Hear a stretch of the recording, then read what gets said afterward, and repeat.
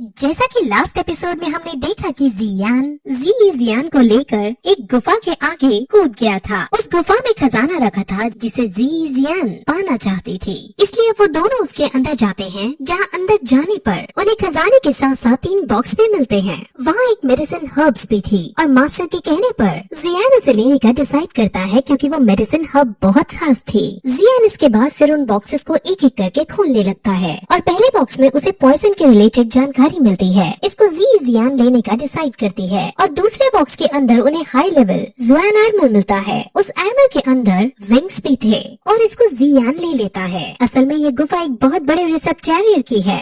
रिसेप्टेरियर आप अभी के लिए ये समझ लो कि जैसे एल्केमिस्ट यानी केमिकल मेडिसिन की नॉलेज है। वो थर्ड बॉक्स फिर चाबी से खोलने ही वाले होते हैं कि तभी वहाँ मूली अपने आदमी सहायता कर उन पर हमला कर देता है। यानी मूली सच में एक बहुत बुरा आदमी था और जियान समझ जाता है कि ये मुझको अपना लीडर इसलिए बनाना चाहता था ताकि मेरी एबिलिटीज का यूज करके ये ऐसे और खजाने ढूंढ सके। वहीं मूली और उसके आदमी उस पर हमला करते हैं और उस पर भारी पड़ने लगते हैं। उनमें काफी लंबी फाइट होती है जिसमें जियान हार जाता है और मूली जियान को मारने वाला होता है कि तभी जियान एक सिग्नल देकर अपने पक्षी को वहाँ बुला लेती है, जिसके बाद दोनों उसके ऊपर बैठ वहाँ से दूर चले जाते हैं और दोनों बच जाते हैं। जियान की हिम्मत को देखकर काफी इम्प्रेस हो गई थी। वो उसको एक लेटर और एक मैप देकर अपने गांव वापस चली जाती है। उस लेटर के अंदर जियालिनू के आदमियों के बारे में लिखा था कि वो इस वक्त कहाँ हो सकते हैं और मैप के अंदर उसकी लोकेशन भी मार्क थी। यानी जियान सच में एक अच्छी लड़की थी और उसने अपना वायदा निभाया था। अब जियान फिर मेडिटेट करता है और उसने जो हर्ब्स केव से इकट्ठे किए थे उनकी दवाई बनाकर खाता है,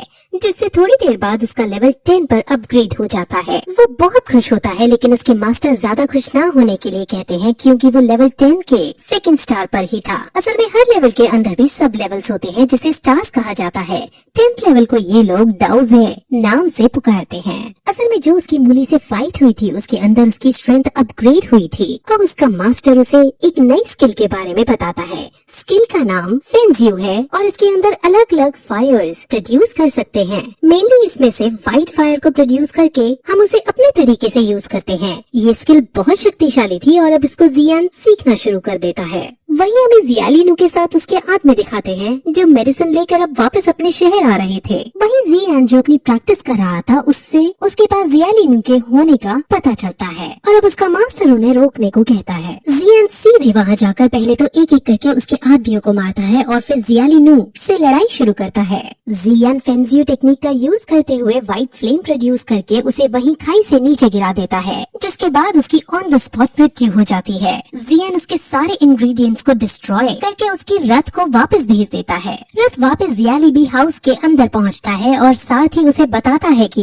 एक आदमी जिसने अपना मुंह छुपाया हुआ था उसने जियालिनू को मारकर सारे इंग्रेडिएंट्स डिस्ट्रॉय कर दिए। अब जियालिबी बहुत बुरी तरह टूट जाता है क्योंकि वो बार बार हारता जा रहा था। साथ ही जब ये बताता है कि उसने व्हाइट फ्लेम का यूज किया तब जियालियाओ समझ जाता है कि ये जरूर जियान था, क्योंकि जब जियान ने जियालियाओ को घायल किया था तब भी व्हाइट फ्लेम ही निकाली थी। अब जियालिबी ने जो इंग्रेडिएंट्स खरीदे थे वो बहुत महंगे थे और वो सब डिस्ट्रॉय ही हो चुके थे, जिस वजह से अब जियालिबी पूरी तरह से कंगाल हो चुका था और उस पर अब बहुत सारा कर्जा आ चुका था। वो मार्केट से भी अपने सारे पैसे उठा लेता है और अपनी सारी जमीन भी बेचने को कहता है, जिससे अब उसका साम्राज्य पूरी तरह से टूटने लगता है। वहीं अब जियान अपने घर वापस लौट आता है और उसके पापा जियालिबी हाउस के कंगाल होने पर काफी खुश होते हैं। अब जियान उनसे एक बात कहता है कि अब उसे शहर के बाहर जाना होगा क्योंकि उसे जो टीचर मिला है यानी उसके मास्टर हैं, वो अब आगे की ट्रेनिंग शहर से बाहर कराएंगे। उसके पिता उसे आज्ञा दे देते हैं क्योंकि जी क्लान का फ्यूचर अब जियान पर ही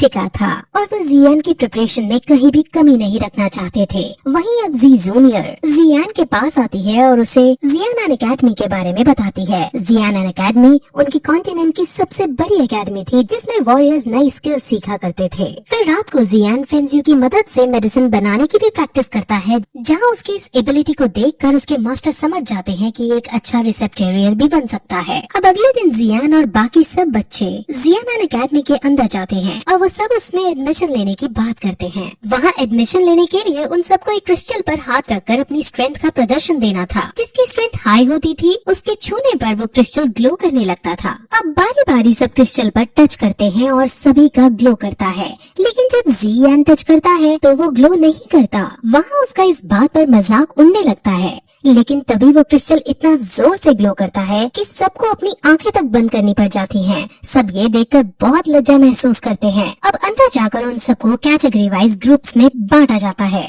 जिनका लेवल 10th के 3rd स्टार से ज्यादा था उनको एस कैटेगरी में रखना था, इसलिए सबसे उनका एक एक करके लेवल पूछा जाता है। जी जूनियर के पास 10th लेवल की 6 स्टार पावर थी, यानी वो वहाँ की सबसे शक्तिशाली वॉरियर थी। सब उसकी तारीफ करने लगते हैं, लेकिन वो कहती है कि मैंने ये सब 16 साल की प्रैक्टिस में हासिल किया है, लेकिन मेरे भाई जियान ने लेवल 10th की 5th लेवल सिर्फ 6 महीने में हासिल की। अब सब ये सुनकर बहुत चौंक जाते हैं और जियान भी प्राउड महसूस करने लगता है। वो सब बात कर ही रहे होते हैं कि तभी जियान प्रोफेसर से कहता है कि उसे 1 साल की छुट्टी चाहिए। सब बहुत शॉक होते हैं कि अभी तो एडमिशन हुआ और अभी से इसको 1 साल की छुट्टी चाहिए। प्रोफेसर पहले तो मना करने की सोचते हैं, लेकिन फिर वो उसे कहते हैं कि मैं तुम्हारी एबिलिटीज और पावर को तुमसे फाइट करके परखूंगा। अब अगर मुझे पसंद आई तो तुम छुट्टी ले सकते हो। जियान मान जाता है और अब प्रोफेसर और जियान की फाइट शुरू होती है।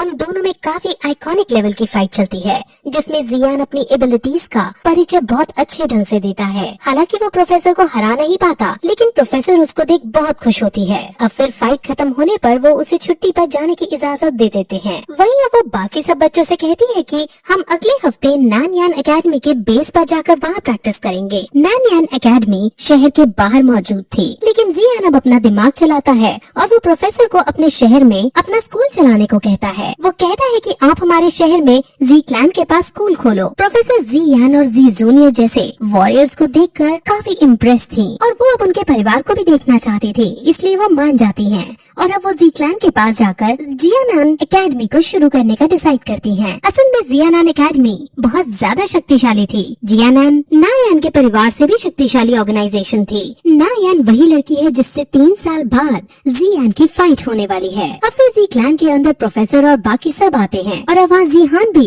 जियानान एकेडमी को अपने क्लैन में खुला देखकर बहुत खुश होता है और वो अपने बेटे की तारीफ करता है। वहीं जियान एक अजनबी शख्स को नोटिस करता है जो उस भीड़ में था। वहाँ फिर जी जूनियर जियान के पास आकर उससे नॉर्मल बात करने की कोशिश करने लगती है, लेकिन जिहान जी जूनियर को देखकर थोड़ा इरिटेट वाले मूड में आता है और उससे कहता है कि मुझे अपने बेटे से बात करनी है, तुम यहाँ से चली जाओ। जियान को समझ नहीं आता कि उसके पापा ने ऐसा क्यों किया, लेकिन जी जूनियर के चले जाने के बाद जिहान उससे एक बात बताते हैं। ये बात क्या थी हमें आगे पता चलेगा। फिर थोड़ी देर बाद हमें जियालीबी हाउस के अंदर जियालीबी को दिखाते हैं, जिसने ल्यूजी के मास्टर को बुलाया था और वो उससे अपने स्टूडेंट की मृत्यु का बदला लेने के लिए उसे उकसाने लगता है, लेकिन मास्टर जियालीबी से साफ मना कर देता है क्योंकि जो अजनबी शख्स जियाओ ब्यान को भीड़ में दिखा था वो मास्टर ही था। मास्टर ने जान लिया था कि जियानान एकेडमी जी क्लैन के अंदर खुल रही है, जिससे जी क्लैन इतना शक्तिशाली है कि उसे वो नहीं जीत पाएगा। इसलिए मास्टर अपने स्टूडेंट का बदला बुलाकर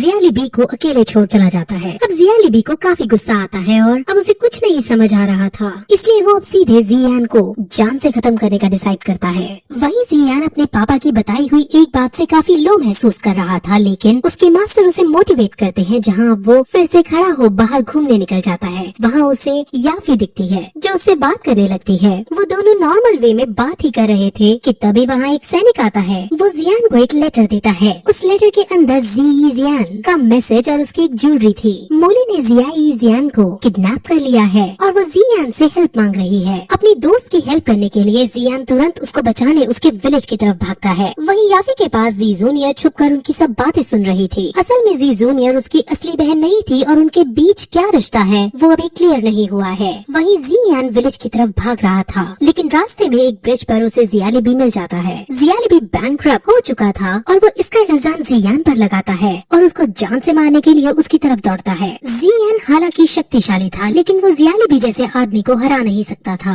उन दोनों में फाइट होती है, जिसके अंत में जियान मरने ही वाला होता है कि तभी पीछे से जी जूनियर वहाँ आकर जियालीबी को मार डालती है और जियान को बचा लेती है। लेकिन तभी वहाँ का ब्रिज टूटने लगता है और वो दोनों नीचे गिरने लगते हैं। वो गिरने ही जा रहे थे, लेकिन तभी जियान पर्पल विंग्स को खोलता है। उसके पास विंग्स आ जाते हैं और वो जी जूनियर को लेकर एक लंबी उड़ान भरता है। जी जूनियर उसकी इस टेक्निक पर उसकी तारीफ करती है, जिस पर जियान भी उसकी एक ही बार में जियालीबी को मारने की तारीफ करता है।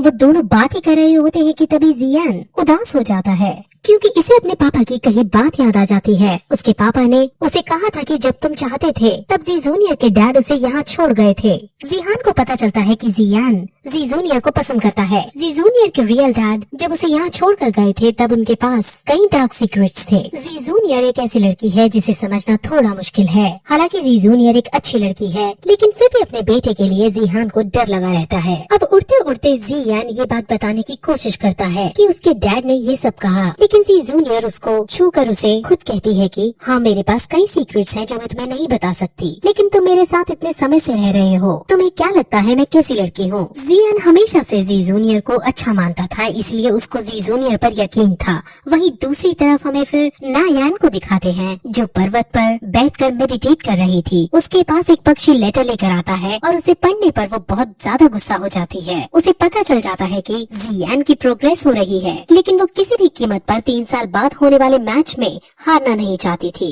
इसलिए अब वो अपने आदमी से एक रिसेप्टेरियर से अच्छी कल्टिवेटेड पिल लाने को कहती है ताकि उसके खुद के लेवल जल्दी जल्दी बढ़ सके और वो भी तैयारी कर सके आने वाले मुकाबले की। वहीं अब दूसरी तरफ मूली ने जियान को किडनैप कर रखा था और उसी का प्लान था जियान को यहाँ बुलाने का, क्योंकि असल में थर्ड बॉक्स की चाबी जियान के पास रह गई थी और मूली को वो बॉक्स चाहिए था, इसलिए जियान के लिए उसने ये सारा ट्रैप रचा था। वहीं जियान अब जी जूनियर को लैंड करवाकर जियान के पास जाने लगता है। जी जूनियर पूछती है कि वो तुम्हारी फ्रेंड है या गर्लफ्रेंड, जिस पर जियान उसे सिर्फ अपनी फ्रेंड बताता है और वहाँ से चला जाता है और उसके जाने के साथ ही पहला सीजन खत्म हो जाता है।